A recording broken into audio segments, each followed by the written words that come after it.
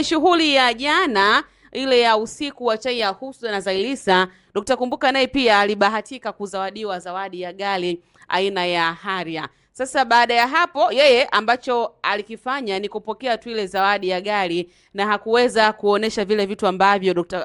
Juma Lokole alivyoonesha. Sasa Juma Lokole, Dr. Kumbuka haja kuzungumza, anasema kwa Juma Lokole ni mnafiki, kujifanya alikuwa hajui kama anapewa zawadi ya gari.